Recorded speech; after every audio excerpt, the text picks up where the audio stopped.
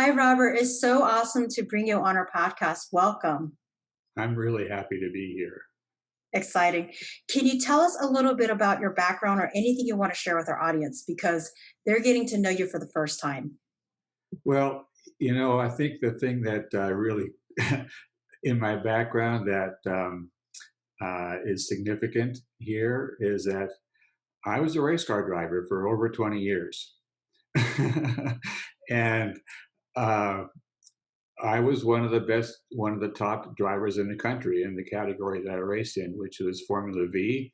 It's an open wheel category, highly competitive.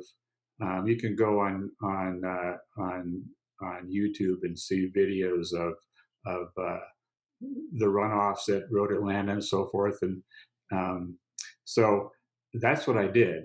And um, so my goal was to win the national championship, which I competed 11 times to be able to win that race. You had to earn your way into the race first of all, um, but I failed to win. And um, what that was because um, I never sought help or engagement from others for my performance. And that's the quality of race car drivers. We're very low in deference. We tend to want to do things ourselves, and except for the great ones. And I didn't know that until afterwards. um, and that's why I coached. Um, I've coached 14 national champions once I started coaching, and including three drivers who were in the race that I failed to win 11 and 11 attempts. They finished first, second, and third, which was uh, about the happiest day of my life at that time. I can share that. But what I found is that, and now as I got more into coaching, and it's not what I tell people; it's how I engage people, and it's that's the effect of a good conversation.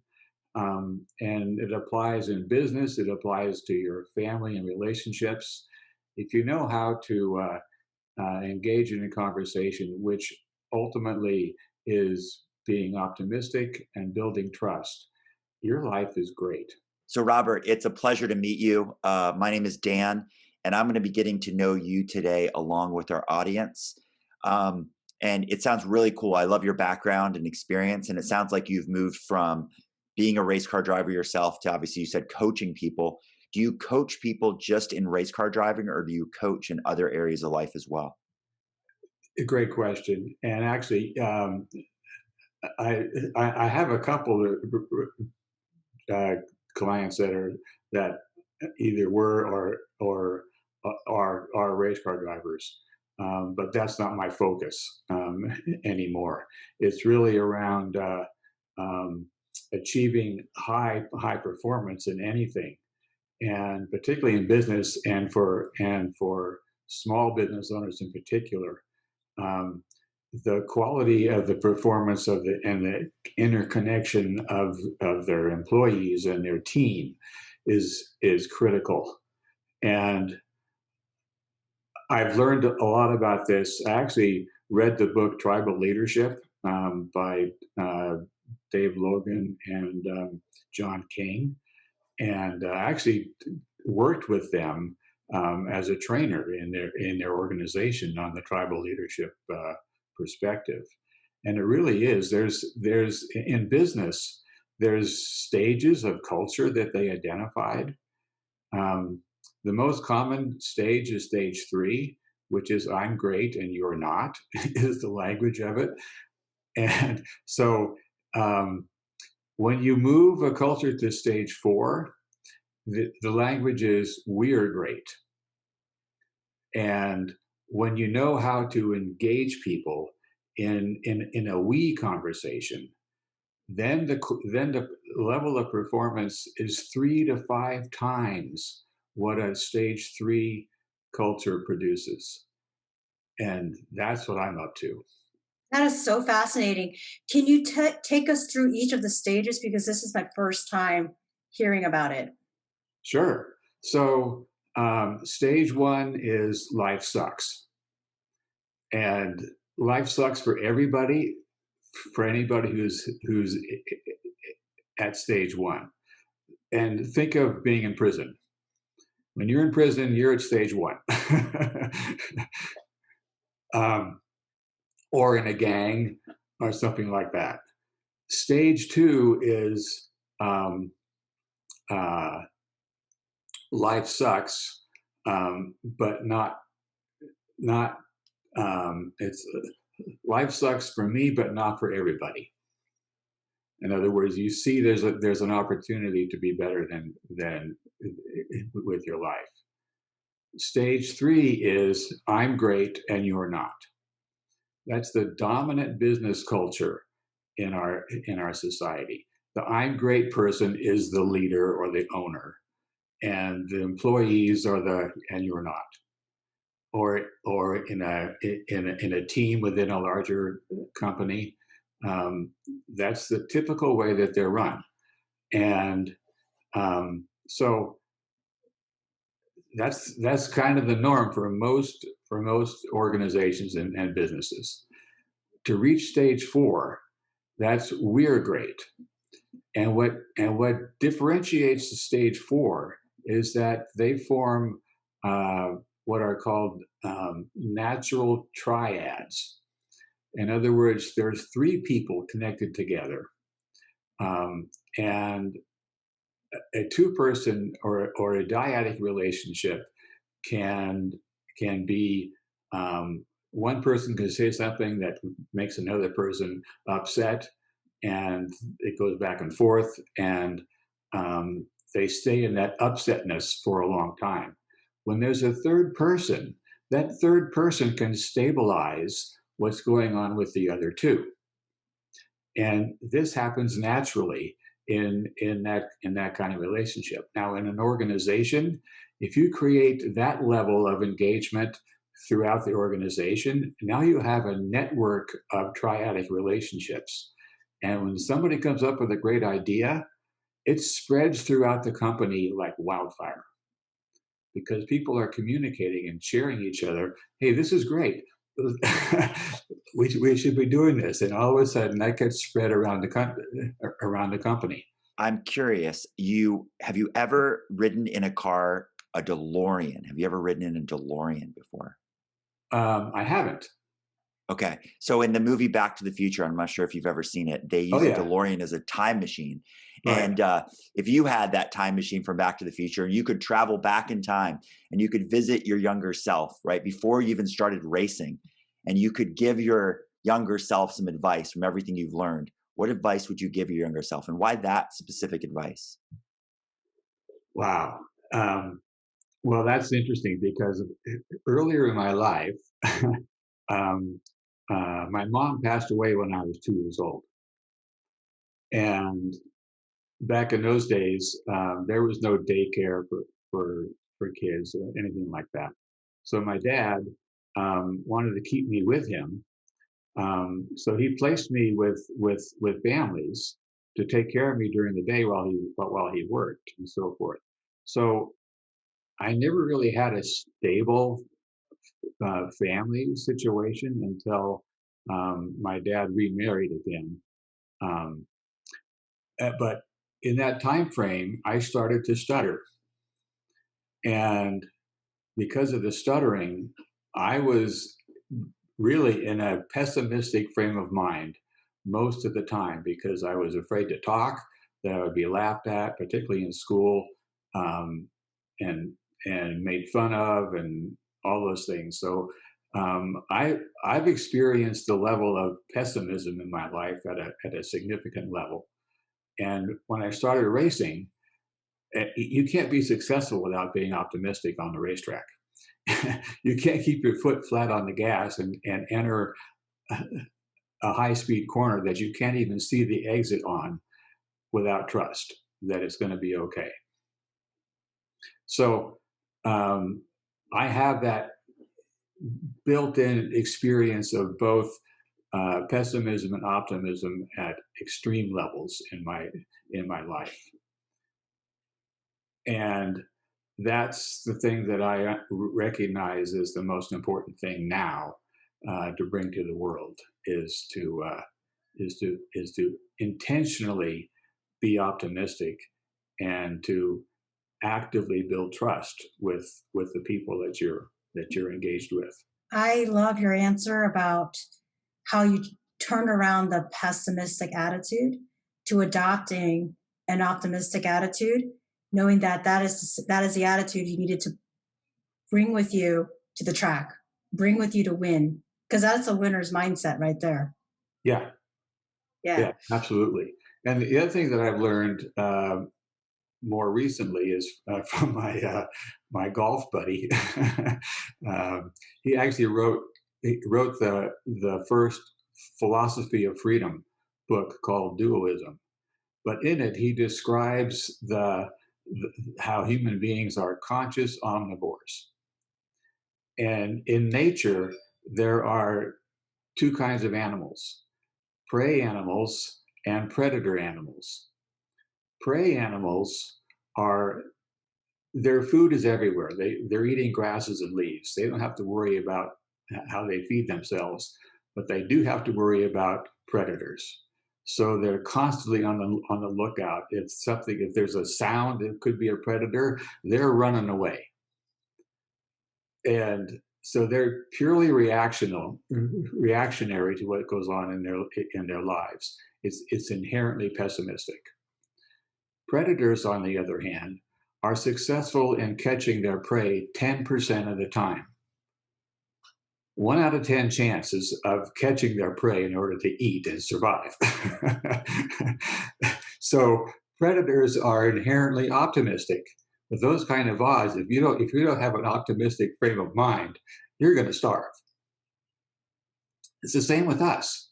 We actually have two brains compared to all other animals. We have our executive brain, which is in the front of our head, and we have the limbic brain, which is the prey brain in the back of our head. This is our predator brain. This is our prey brain. And the prey brain is activated automatically. There's a great quote that I learned about for the first time when I was in the hospital after after emergency surgery, and they had this on the wall in the hospital, and the quote is, "Tell me and I forget, teach me and I may remember, involve me and I learn and understand." And so that's what I do now. I involve people in their lives, in their business, in a way that they learn and understand what's important for them. It's not my job to tell them what to do. It's my job to ask the questions so they come up with what they're going to do to be most successful. Does that make That sense? rem- it does. That reminds me of a quote on a bar in Old Town San Diego. It said, "My wife says I never listen to her," or something like that. Anyway, I am curious, if you were sentenced to life in prison and the warden said to you, "Listen, you're only going to get one book in your jail cell. This is this only book you're going to have available to read the rest of your life." Why would you have that book as your choice? Start with why. Why did you go to prison in the first place? Trying to answer that Well, question. it's yeah, but it's asking, why is connecting to that higher purpose, that meaning in your life. And even in prison you can have that.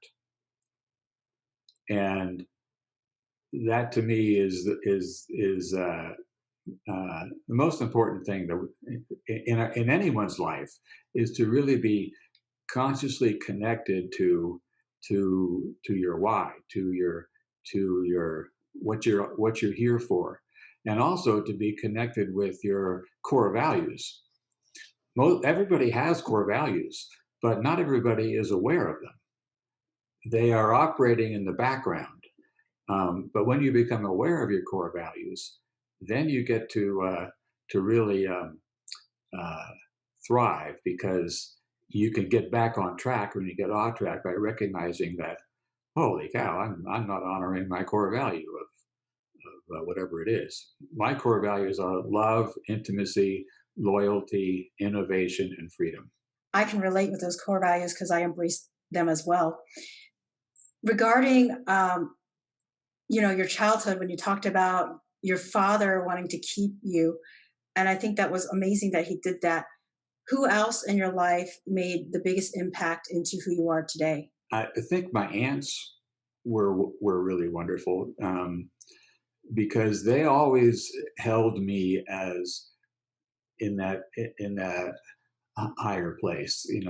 It's like they weren't there to tell me what to do.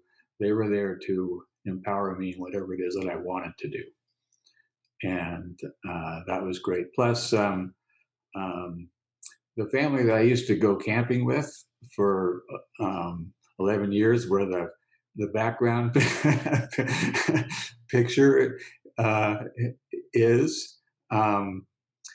That was a great relationship too, because, well, I grew up as a free range kid, and as most of my generation grew up as. So there was no daycare or those kind of things, and of course, most of the time, it only took one parent to earn enough money to support a family. Now it takes two parents basically to support a family in a lot of cases. So that's why there is daycare and those kind of things. But as a free range kid, I was free to go and do things, and I did a lot of cool things. Growing up in San Francisco, most of the time, I was 2 blocks away from Golden Gate Park, and did a lot of cool things, all on my own, unsupervised, with friends, and that doesn't happen anymore. That sounds like an incredible childhood. I didn't have quite as cool a childhood as you. I still had some level of free range ability to go out and play.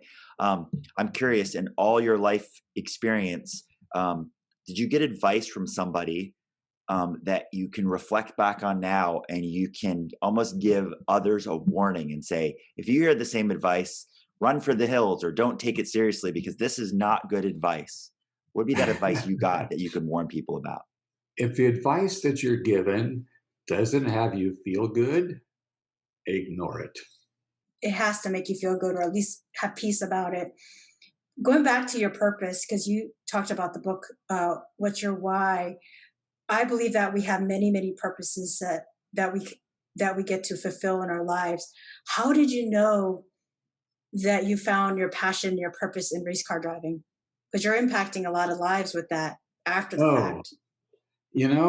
it's something that, it's hard to say. It's something I was attracted to really early on, um, and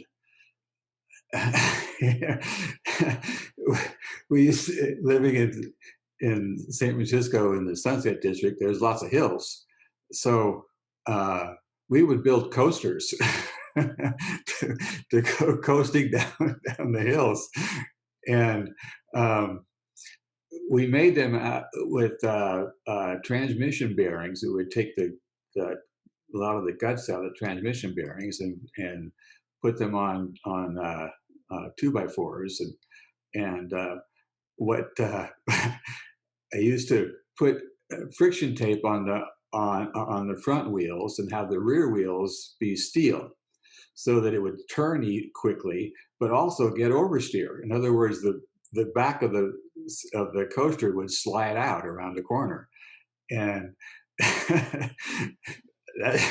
I got my first race car driver training that way before I could even drive.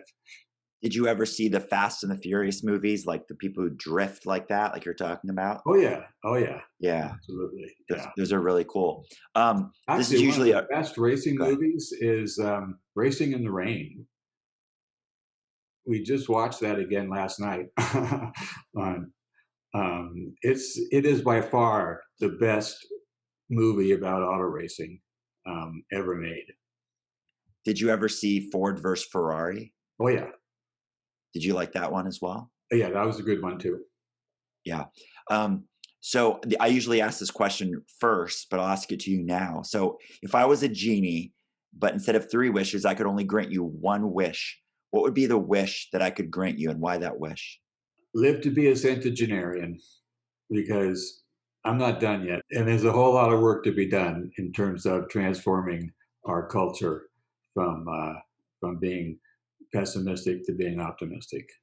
Our country was built on optimism, and unfortunately now there's a lot of pessimism. I don't watch the news anymore just because it drains your energy. I can relate and agree. I don't watch the news either, just because the news isn't, it's sensational and it is to get you in a bad mood, so to speak. Yeah, So I try to stay away from that as well. But then what do you focus on besides reading? What are other things you do to get yourself in the best and most empowering state? I have clients that I coach, and the process of coaching people from the perspective of asking them questions that connect them to their values and their higher purpose, and ask them the 3 magic words: how can I, in front of anything that you want in your life. That's that. In order to answer that question, this part of your brain is activated. This part of the brain can't even think about that. And so that's huge in our lives, is to remember to, if you're, to ask anybody, so how can you do that? What could work for you? And actually, that's another great book, is Tribal Leadership. Is a great book, because it actually describes those those levels of culture that I mentioned earlier.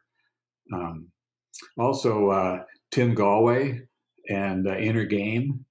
That's that's an amazing book, because it really um, sets up how people naturally learn. I mean, there's a great video of Tim Galway um, online early on in his career, when he has an overweight 50-plus-year-old woman learning to play tennis, and he's using the inner game methods, and she is volleying the ball back and forth across the net in 15 minutes.